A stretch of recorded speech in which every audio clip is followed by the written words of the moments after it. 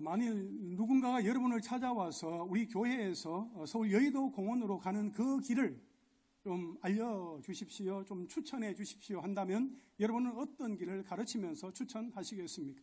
저라면 첫째, 교회에서 성령차를 몰고 나가서 춘희역에서 직진을 해서 쭉 가다가 경인 고속도로 부천 IC에 진입을 해서 직진해서 가다가 신월 여의 지하 차도로 해서 가면 여의도 나오니까 그리 가십시오, 이렇게 추천을 할 것 같습니다. 둘째로, 교회에서 차를 몰고 나가서 춘희역 사거리에서 우회전을 해서 지하도로를 지나 부천 생태공원을 지나갑니다.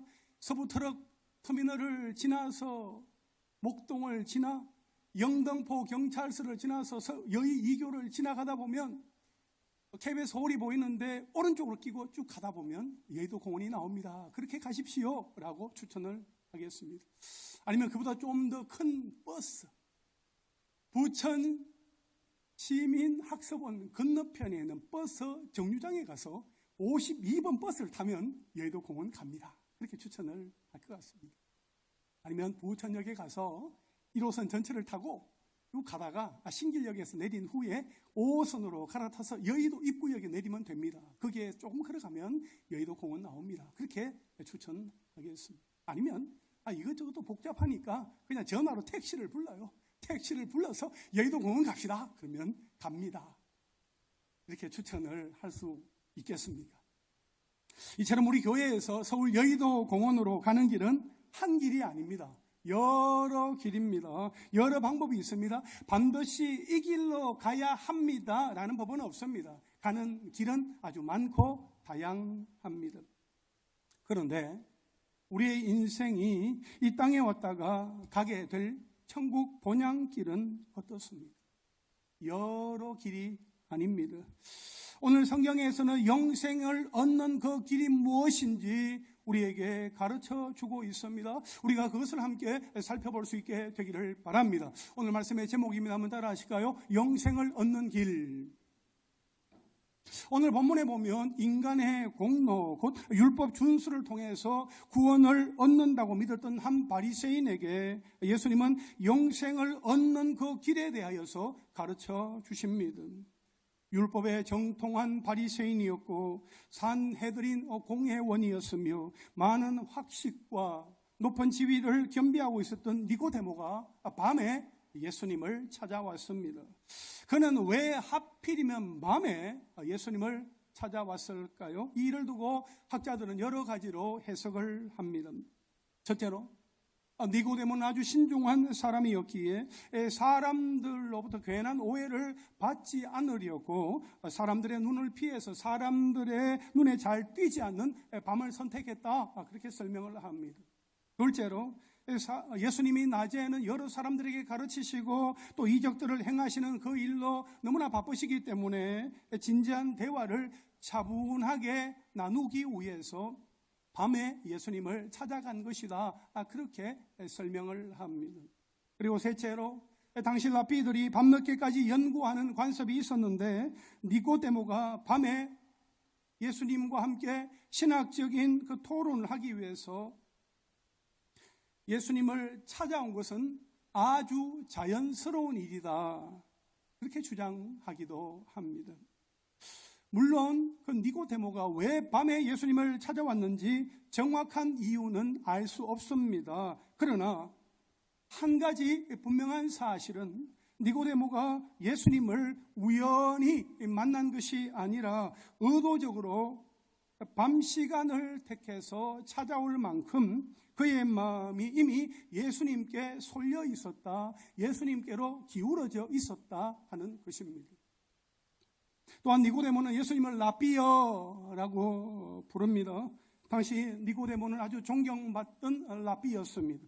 그러나 예수님은 이제 30세쯤 되는 젊은이였고 랍비가 되기 위한 정규 교육 과정을 이수한 것도 아니었습니다.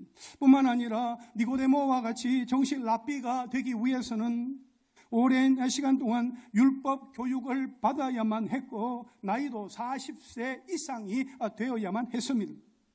그런데도 정식 랍비이며 연장자였던 니고데모는 예수님께 랍비여 하고 부르며 자신이 할 수 있는 최대한의 경의를 나타내고 있습니다. 동시에 니고데모는 예수님을 향하여서 이렇게 말합니다. 2절 말씀에 보면 라비여 우리가 당신은 하나님께로부터 오신 선생인 줄 아나이다. 하나님이 함께 하시지 아니하시면 당신이 행하시는 이 표적을 아무도 할 수 없음이니이다. 니고데모는 예수님을 라비여라고 부르면서 예수님을 단순한 선생 이상의 존재인 하나님께로부터 보내심을 받은 자로 여기고 있습니다. 그러나 이 말은 예수가 메시아이심을 인정하는 말이 아니고 구약의 참 선지자라는 단어와 같은 의미로 사용이 된 것입니다. 이처럼 니고데모는 예수님의 신분에 관심을 갖고 있었습니다.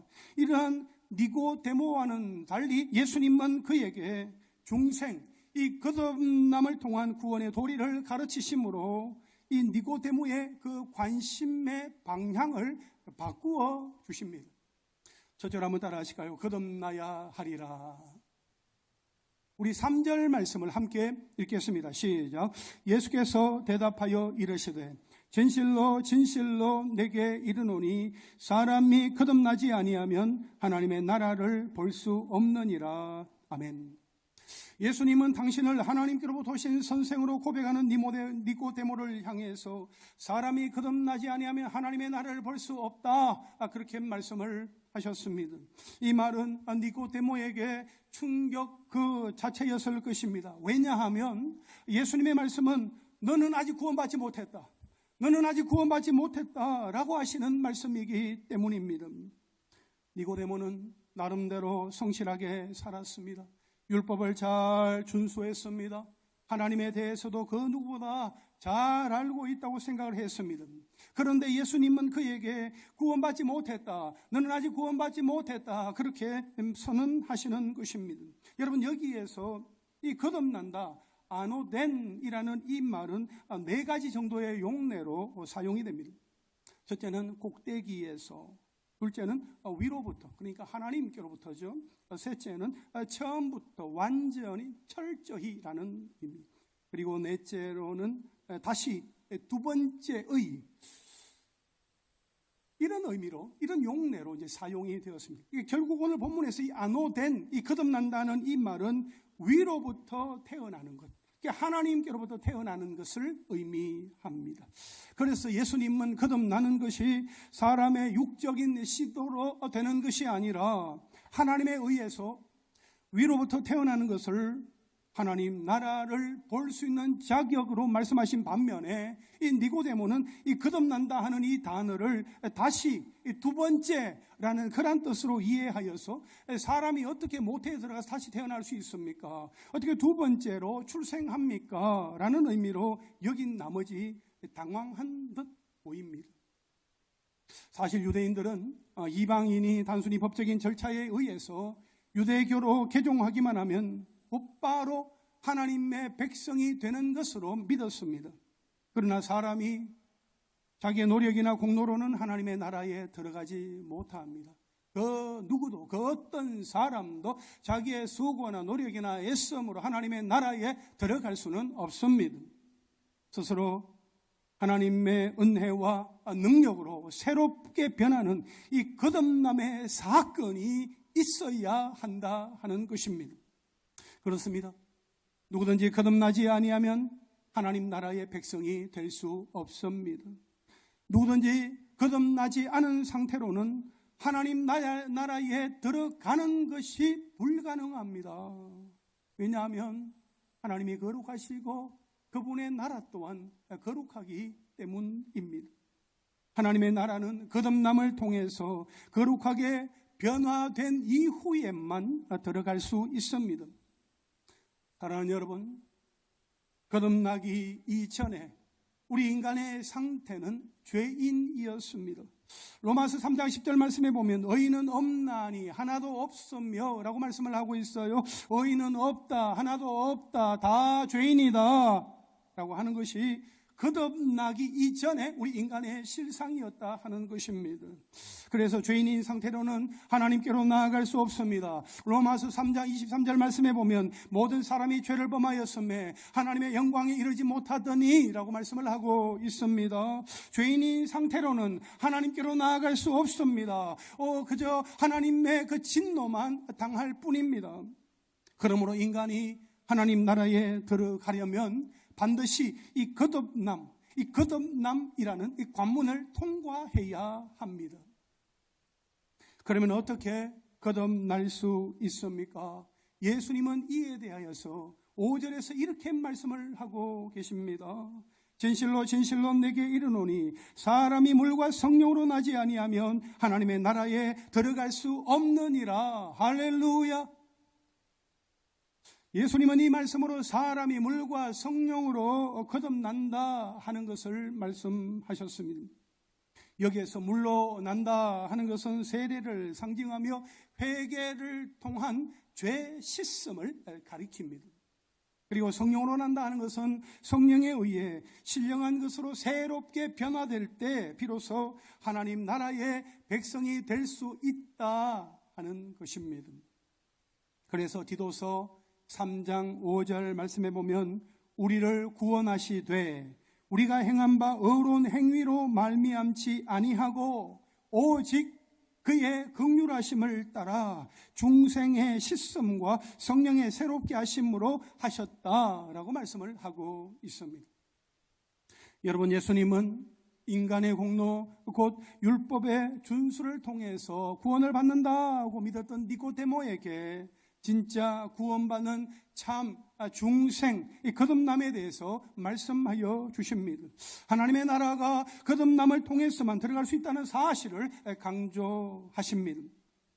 그런데 여기서 말하는 이 중생 거듭남이란 니고데모가 생각한 것처럼 모태로 들어갔다가 다시 두 번째 태어나는 육체적이고 생물학적인 것을 뜻하는 것이 아니라 죄로 인해 상실된 하나님의 형상을 회복함에 있어서 회개하고 성령으로 거듭나야만 하나님의 나라에 들어갈 수 있다는 영적인 것을 가리키는 것입니다. 다시 말해서 예수 그리스도 안에서 물과 성령으로 거듭나 완전히 새로운 피조물로 변화되는 것이 거듭남, 중생이며 바로 그와 같은 영적인 체험을 한 사람이라야 하나님의 나라의 백성이 될 수 있다 하는 것입니다. 할렐루야. 물과 성령으로 거듭나야 하는 것입니다. 거듭남의 체험이 있어야 하는 것입니다.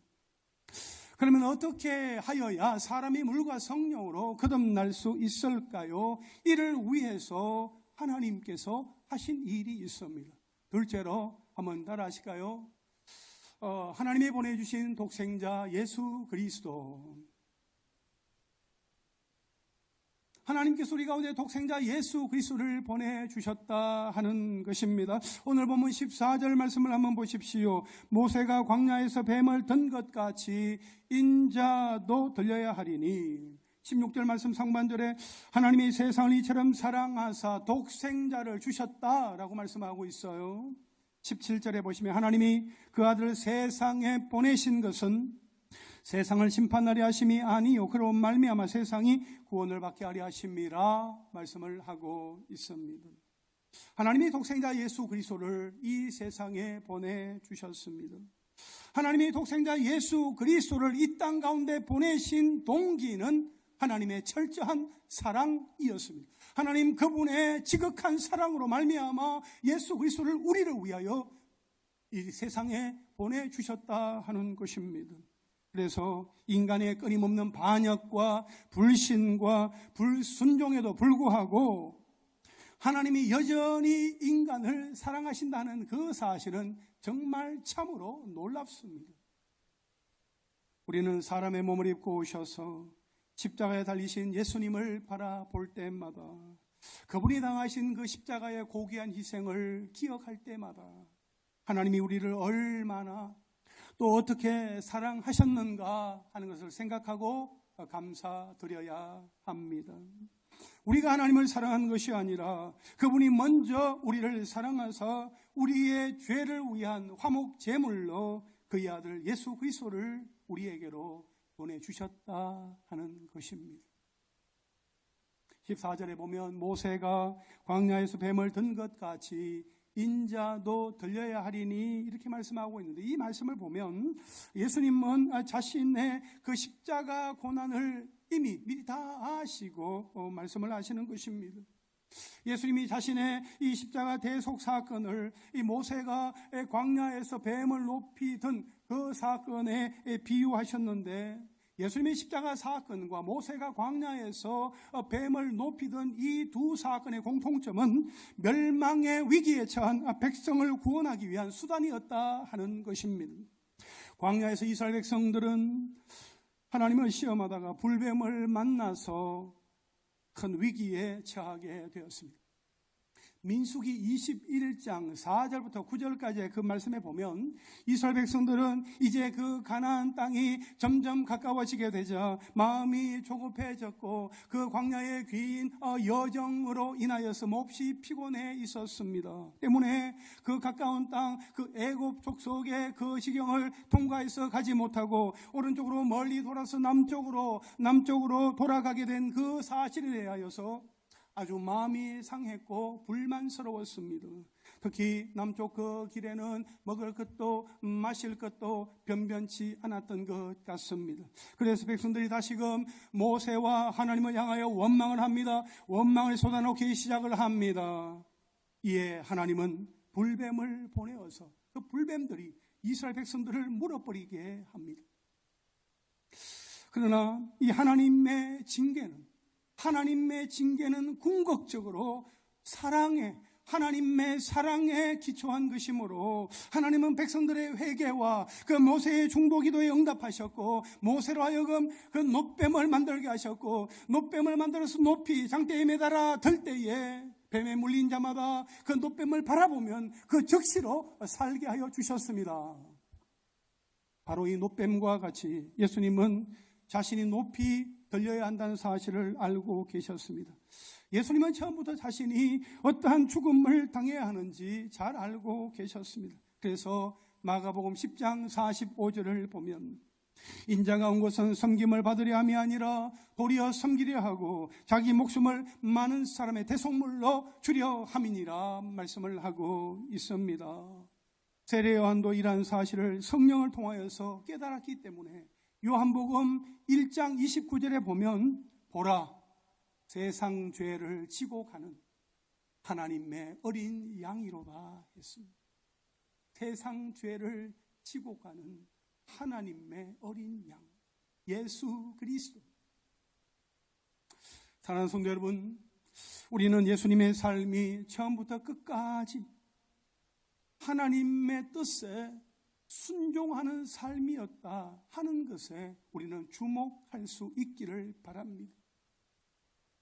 예수님은 자신이 피하고 싶으셨던 그 일조차도 하나님의 뜻이라면, 하나님의 뜻이요 하나님의 계획이라면 그대로 받아들였습니다. 예수님이 하나님의 뜻 앞에서는 절대 순종하셨습니다. 100% 순종하셨어요. 여러분, 일상을 살아가는 우리의 삶이 그러해야 합니다. 하나님의 말씀 앞에서 하나님의 말씀이 들려지고 그 말씀이 내 심장을 쿵쾅쿵쾅 뛰게 하고 내 심장에 예수의 그 피가 뿜어져 나오는 그런 감동이 있고 감격이 있고 은혜가 있고 감사가 넘쳐날 때에 하나님의 말씀 앞에 겸손하게 엎드리며 철저하게 순종하며 나아가는 우리의 삶이 될 수 있기를 간절히 원합니다. 내 생각, 내 뜻보다 더 크고 높으신 하나님의 생각, 하나님의 뜻이 언제나 앞서야 합니다. 무슨 일을 결정할 때는 하나님의 뜻에 항상 무게 중심을 두어야 합니다. 그리고 언제나 어디서나 무엇을 하든지 하나님의 뜻을 우선순위로 삼아야 합니다. 때로는 하나님을 안다, 하나님을 예배한다, 하나님을 섬긴다, 하나님의 뜻을 따른다 하는 사람들 중에서도 하나님의 뜻이 무엇인지 잘 알면서도 때로는 환경과 타협하고 자신의 유익을 먼저 생각합니다만 그것은 하나님의 백성으로서 세상과 구별된 성도로서 합당하지 못한 태도다 하는 것입니다.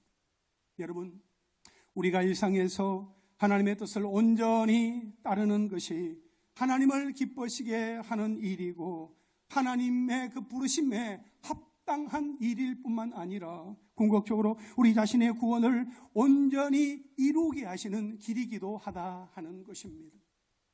하나님의 뜻이 자신의 생각이나 목표와 다르다고 해서 하나님의 뜻을 거절하고 자신의 마음과 생각과 뜻대로 행하려고 하는 사람은 하나님의 사람이라고 말할 수 없습니다.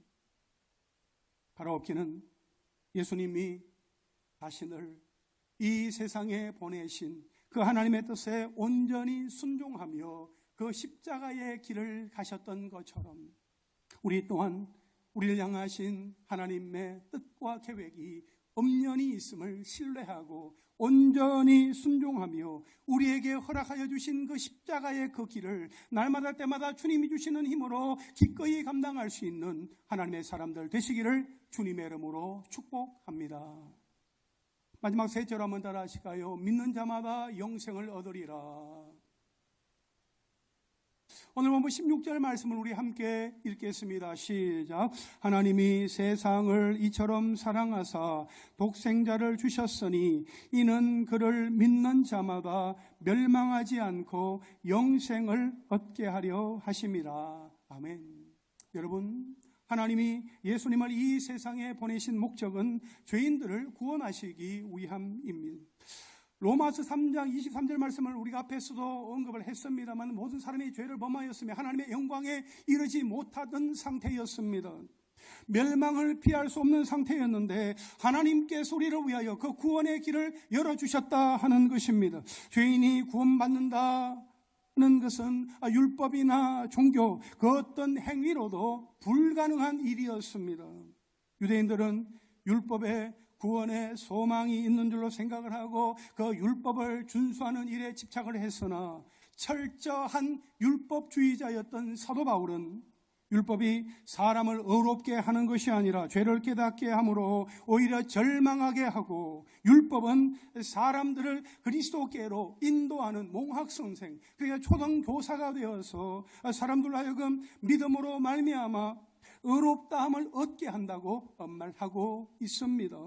결국 율법도 인류의 유일한 소망은 하나님께서 친히 보내주신 예수 그리스도, 독생자 예수 그리스도 그분뿐이시다 하는 것을 우리에게 말해주고 있습니다. 여러분, 하나님은 예수 그리스도를 통하여 인류를 구원하시기로 작정을 하셨습니다. 이 일은 창세 전에 이미 다 계획을 해 놓으셨더랬습니다. 때가 참에 하나님께서 마침내 독생자 예수 그리스도를 우리 가운데로 보내신 것이지요. 그 놀라운 그 구원의 계획 속에 오신 예수 그리스도만이 우리 인류의, 우리 인생의 유일한 희망이십니다. 아멘이십니까? 모든 사람은 예수 그리스도를 통해서만 하나님과 화목할 수 있습니다. 죄로 인하여서 하나님께로 나아가는 그 길이 막혀 있었습니다. 단절되어 있었습니다. 끊어져 있었습니다. 인간의 자력으로 수고나 노력이나 애씀으로 하나님께로 나아갈 수 있는 그 길은 사라져버렸습니다. 그러나 예수 그리스도 그분으로 말미암아 그 이름으로 하나님 앞에 나아가게 될 때에 하나님과 우리는 그 관계가 회복이 되어지고 화목하게 되어지고 하나님을 아바 아버지라 부르며 예배할 수 있게 되었다 하는 것입니다. 얼마나 놀랍고 감사한 일입니까? 당연한 것입니까? 아니죠. 결코 당연한 것 아닙니다. 하나님의 특별한 은혜요. 우리는 이 은혜를 그저 받는 것이 아니라 감사함으로 받아야 하는 것입니다. 나를 위하여 하나님께서 행하시는 그 일을 생각할 때에 우리는 감사하지 않을 수 없습니다. 예수님을 믿으면 그는 거듭나서 하나님의 나라를 유업으로 이을 수 있습니다. 예수님을 믿는 자라면 누구든지 멸망하지 않고 영생을 얻게 하십니다. 사실 예수님은 자신을 믿는 자들에게 영생을 주시기 위해서 이 땅에 오셨고 또한 십자가에 못 박혀 돌아가셨습니다. 여러분, 예수 그리스도의 모형인 구리뱀을 쳐다봄으로써 이스라엘 백성들이 나음을 입었던 것처럼 구리뱀이 예표하는 예수 그리스도를 믿음으로써 영적 이스라엘로 부르심을 받은 우리가 영생을 받았다 하는 것입니다. 할렐루야! 여러분, 우리는 이 영생의 의미에 대해서 주의를 기울일 필요가 있습니다. 왜냐하면 이 영생은 요한복음에 아주 자주 등장하는 용어일 뿐만 아니라 요한복음의 이 주제를 매우 선명하게 보여주는 단어이기 때문입니다. 실로 요한복음은 사람들로 하여금 예수 그리스도를 영접하고 영생을 얻게 하기 위해서 쓰여진 책입니다. 그러나 우리는 이 영생을 단순히 시간적인 측면으로만 이해하여 영원히 지속되는 생명, 영원히 지속되는 생명이라는 개념으로 받아들여서는 안 됩니다. 만약 그런 의미라면 예수를 영접하지 않은 악인도 형벌 가운데서 영생한다고 말할 수 있습니다. 따라서 영생은 영혼 불멸의 개념으로 보기보다는 예수 그리스도를 믿음으로써 하나님과의 새로운 관계에 들어가는 것, 예수 그리스도를 믿음으로 말미암아 하나님과 새로운 관계에 들어가는 것으로 보아야 하는 것입니다. 그게 뭐라고요? 영생이다 하는 것입니다. 그래서 영생은 현재의 하나님과 교제함으로써 주어지는 새로운 생명임과 동시에 마지막 날에 이루어져서 하나님과의 친교에 영원히 들어가는 것을 가리킵니다. 그런 의미에서 영생은 하나님과의 그 교제의 그 단절을 의미하는 죽음이라는 단어와는 정반대의 개념이 되는 것입니다. 죽음은 완전 하나님과의 어떤 분리되는 거죠. 영생은 하나님께로 새로운 관계를 맺으면서 들어가는 것입니다. 여러분, 믿는 자마다 영생을 얻게 하려 하심이라는 이 말씀은 오직 예수 그리스도를 믿는 자만이 현재와 그 미래적인 축복이 담긴 영생을 소유할 수 있습니다. 영생의 복과 기쁨은 죽은 이후에 천국에서만 누리게 되는 것이 아니라 지금도 누리는 것입니다.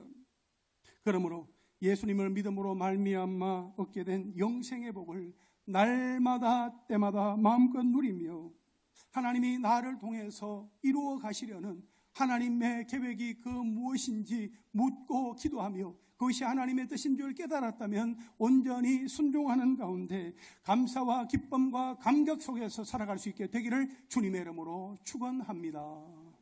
이제 말씀을 정리하겠습니다. 우리는 내일을 알지 못합니다.